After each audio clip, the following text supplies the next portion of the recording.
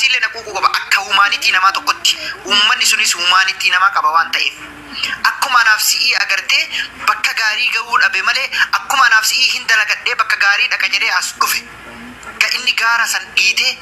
dachii san keessa buqqisee gaara kana keessa dhufeef akkuma naaf si'ii uf jijjiiree haadhaaf abbaa kiyya jijjiiree dheeti malee yookaan ammoo arsii bakka bu'ee hin dhufne gaara kana keessa walloo bakka bu'ee gaara kana keessa hin dhufne yaa jara kenna akka nama tokkotti dhaabannee haa yaadnu si galee yoo lakkii akkas jette ifa himiiti kara danda'uun ammoo miskiinnis rabbiin warra jannataa haa godhu ka du'aa jirus ka miidhamaa jirus rabbi madoo isaa haa dhaabbatu jedhee namuu gadi bu'ee ofirraa usee waan dandeettii ofii haa dalagu maal goona waliin wanya ani kan jedhu kanuma ka takkitti maan beeka akkasi.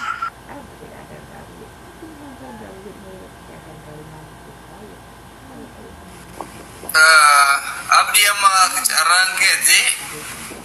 gaafii si gaafatte na fakkaate furmaanni isuma lamaan jidduu jira dhugaa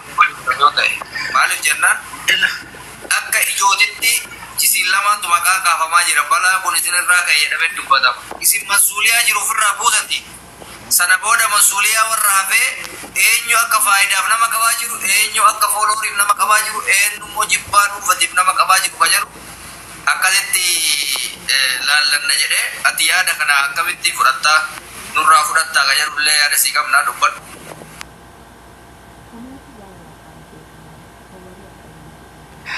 Reedi ila osoo inni waan dubbanne waa takka dubbachuu barbaada.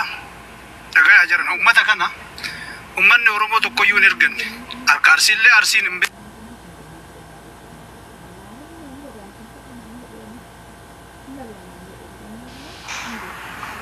Hobsa tikkoonga san carraa namaa kennaa namaan dubbisaa jira. Ayyee dubbisi akkasii mi'uutira jirtaa warqee beeki. Ani bar dubbataa jira mi'uutii irra jiru ofiin se'u. Dhagayaa uummata kana ka wallollee uummanni walloo isan beeku.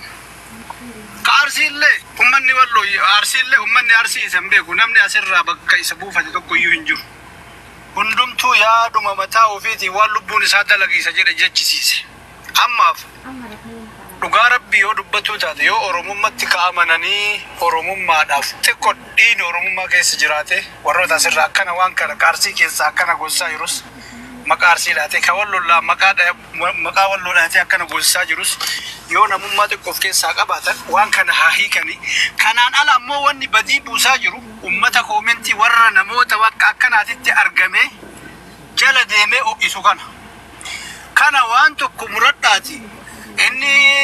kasheekaallee akka sheekaatitti inni qeesiillee akka qeesiititti namoo bakka akkana jala deemee koomentii adda addaa barreessee fi itti ho'isu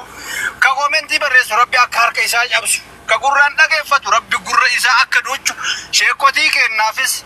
qeesota kennaafis waanuma itti amantan hundaanuu asumaan dhaamsa dabarsa wanni waan kana hundaan gahe ummata kana warri duubaan say akkas itti tolchi jedhu osoo duubaan jiraatu baate wallahi sadarkaa kana hin ga'u namni tokko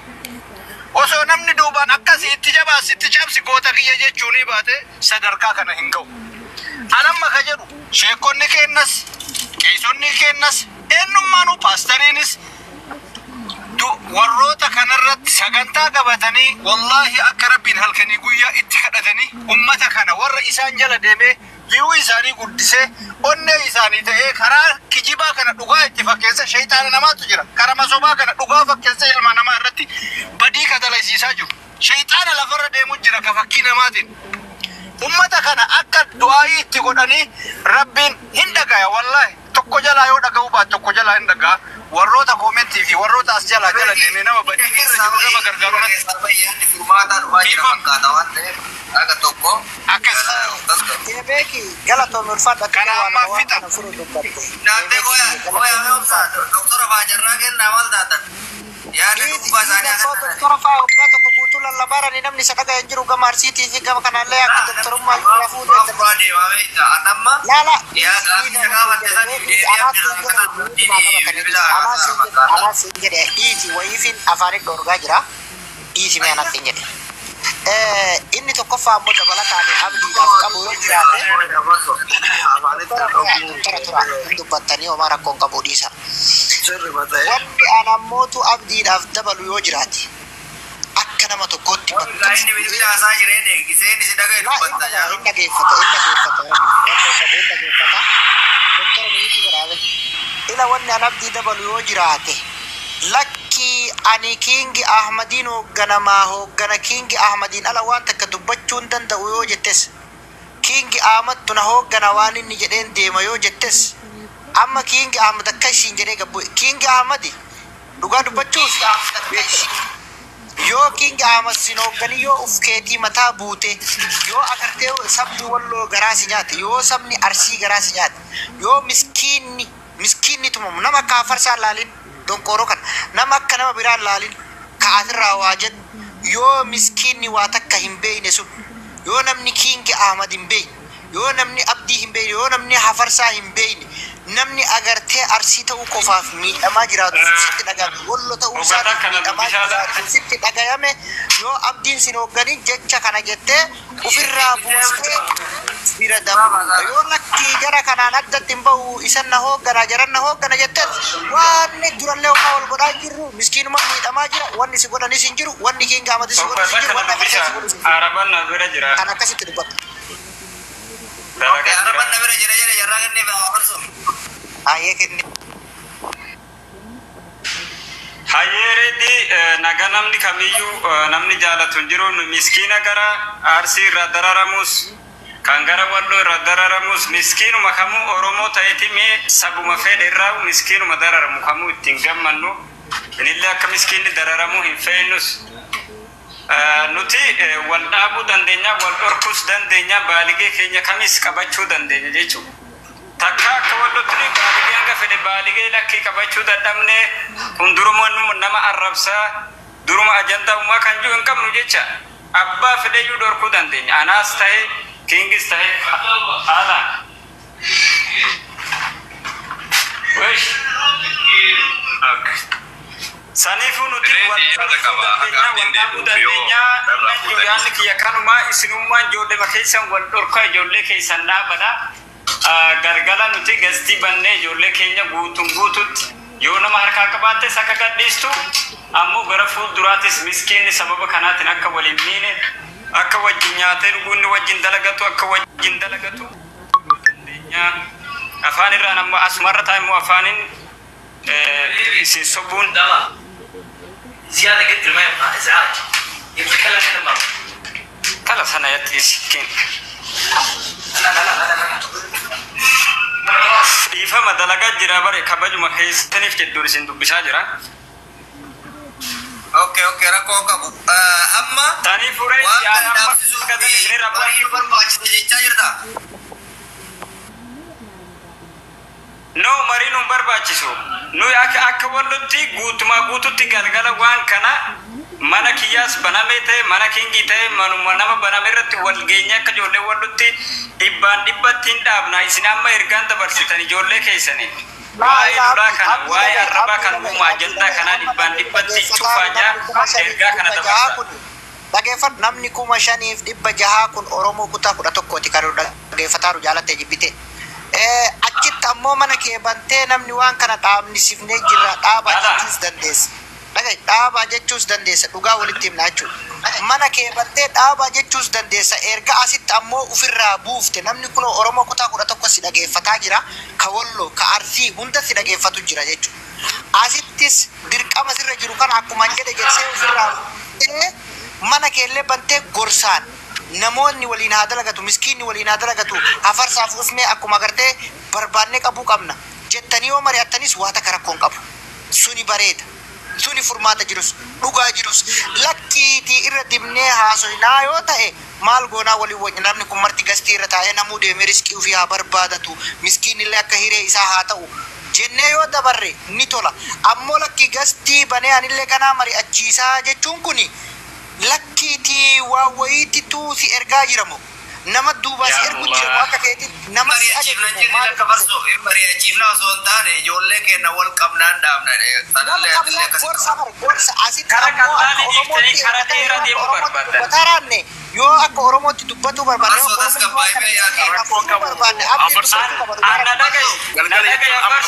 afarso na dhagayi koy ya Allah afarsooni isati yaada mataa keetti yaada uumma kana tanaan hin dandeenye kaani ani wal murmuu tanan naaf hin taane mormiin isi ati dhageeffadhaaf waan gootu akkuma amma jette rabbi gaditti namni na hogganu jiru namni hogganamu rabbi tokkicha tana qabar wallahi lazim nama rabbi gaditti abdi bilisummaatti sagalee qabe barreense fi ajanda kana abditti kenne abdiin qabate gadi bayde rabbi gaditti yoo agartan an ilma dhiiratii jecha kanin hogganamu rabbiif miskiina miidhamu moo kanin miidhamu isaa jibbuuf sodaa rabbiitiif akka namattis nama namummaaf yaadu jecha namni tokko wala kingi ahmad wala marri namni na hogganu mo injiru la fatana rabbi tuna hoggana rabbi na hogganam isa na kalke isa dhabamarra na umesan kan najiraachisu nama miti kan najjeesu nama miti rabbi saniifu an akka ijoollee wallotti namni kaleessa ajaja kiyya fudhatee waan kana hojjetu yoo jiraate ibbaan dhibbatti nan dhaabsisa ani fakkeessu fi irra dibaa fi kijibni naaf hin ta'u namni ajaja abdiitiin ajaja kiyya fudhatee hojjetu yoo jiraate niin dhaabsisa isin wal dhaabsisa akkaan dhaabsisu immoo hojiinan isin agarsiisa badan kiyya kamuu ofitti fudhee dhaqee gorfadhee waan kana akka abdi ummat oromoo nama kuma jaa kanarratti waadaa nu gali nullee wallaalaa kenna hundaa gadandeennen xiqqaa guddaa wal qabna isinillee mootu wallaalaa keessanillee akkasumas ammootu nama harkaa qabdan akka gannuudhiistan ummata oromoo irratti waadaa nuu seeniti sana booda duulli kana booda ta'amu wallaalaa ofii qabatuu ta'a jechuudha namni.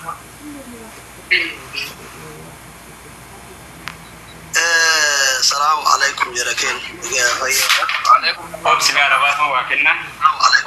نندقون إلى برهان كيف تعرف واكني أبدي jalqaba irratti yaamicha obboleewwan keessan ilmaan oromoo dhageettanii ati faarsollee walitti dhuftanii yaada jiru waliin mari'achuu keessaniif galatooma itti aansuun immootu koomentii yeroo dhimma kaasaa keessatti koomentii irratti kaaftanitti gocha isin godhaa jirtan kana irratti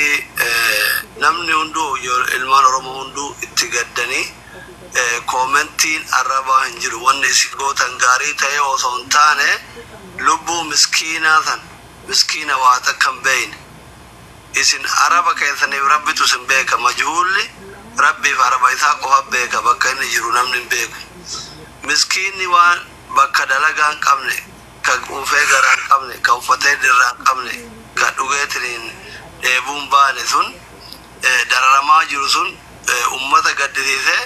namni aarii akka dhuunfatti isinirraa qabullee namni afarsoo arrabsaa jiru hin jiru namni abdii arrabsaa jiru hin jiru kun koomentii argaatuma jirra jechuun koomentii nama kuma jaha kana keessa darbite jallataan hin dhaamu takka argite malee hin jiru jechuudha. Kana jechuun maal jechuudha wanti isin gootan kun wal gootan kun ummata laphee cabsee akka isin waan kana dhiiftan barbaadaniiti jechuudha. Namni yoo wal lole magaala ilkaan kaaruu waliin hin jedhu bareedaa kiyya waliin hin jedhu waluma arrabsaa yoo harkaan wal qabellee waluma dhayaa keessan sun immootu isa lola namni lama yoo wal lole yookiin biyyi lama yoo wal lolte yookiin gandi lama yoo wal lole wal godhu sana osoo hin taane gocha baay'ee ulfaata fi hamilee nama cabsuu fi mataa gan nama qabu waan ta'eef namni akka namaatti yaadu hunduu itti gaddeera. Kasobe asirraa waan gammadu fakkaatu illee soba gocha isin wal gootan kanatti namni gammade tokko hin jiru. Kanaafi maal siin jechuu barbaada abdii maddi balaa kanaa siif afarsoodha. Waan kana mucaan qabamullee ka odeeffannoo dhagayeesii akkuma gaafduraa kaarsiisan dhageette keessan kanallee qabamuu ka dhagaye as fidesii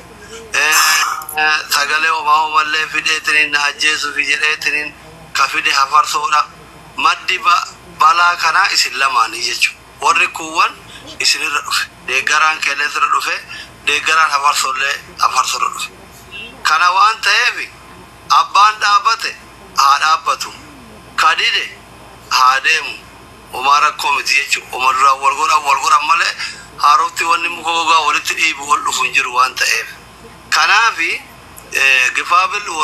lubbuma wal baasuudha. Wanni dhufu hin jiru garuu mootu isin kabajaa obboloota keessaniif waan kun isinirraa ka'e waan ta'eef namoonni sababaa kennan wal tumaa jirtan wal dararaa jirtan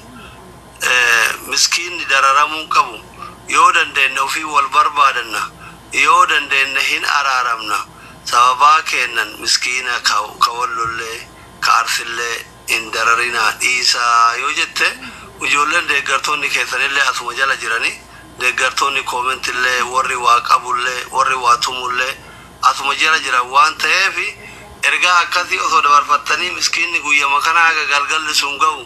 qalbii takkaarree ofii jala deemate si galeemi amma re'ee yoo barsiima shokoggootulle naqabuunatti dhufan jedhee qabu keessa fincaa'uuf jira jechuun si galeemi arabiyaa jirtu ka biyya biraa jirtu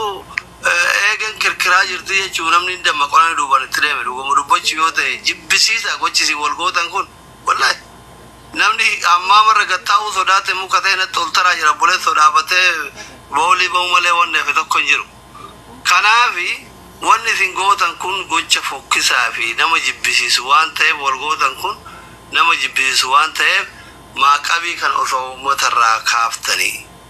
bammil ansaarno karaa kanaan beellamni beellama mara kon qabu galgalallee ammaa dhufa galgalallee ga'e sa'aati matakka hafe hagasumaafu miskiini nagaya re'inu fi barsiima qicee fi olaana qatu waan kana garamaan uummatakka ammaati walloltanii waltumtanillee gari walgeessan hin jiru dhiiga kenna tokko maqaa kenna tokko namni yoo walaare jaartaf jaartu wallolte uumama hunda waliin jetti waan isiin hin qabne jedhaanii waan hin qabne jettiin ebine nama bakka bakkatti dhalate dhiigan tokkooti miti jechuudha kanaafi osoo waan kana ummanni kun isin jala saalfate waan isin gootan kanatti qaanfate mooraalin namoota gurguddaa cabe isinii galee miti namoota baay'eetu itti gadde waan kana xiqqaa guddaa itti gadde ka koomentii jalatti nama arrabsullee gubateetuma waan ta'u dhabee barreessaa jira gochi arrabni gochan caalu gochi isin gootan kun arrabaa fi abaarii fi waan hundarra hamaadha waan ta'eef osoo ammuma jechuun isa akka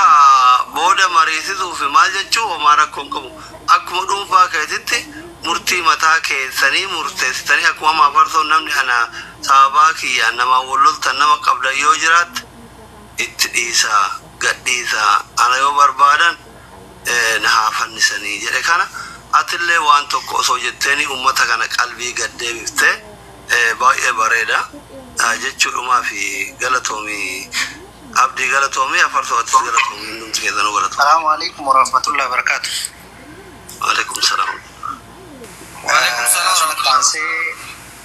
Asumatti taansee waan tokko lama jedha. Dhaamsi dhaamolee jiru waan goone dhaamsi nama jiru kadu'ee waan goone jedhanii.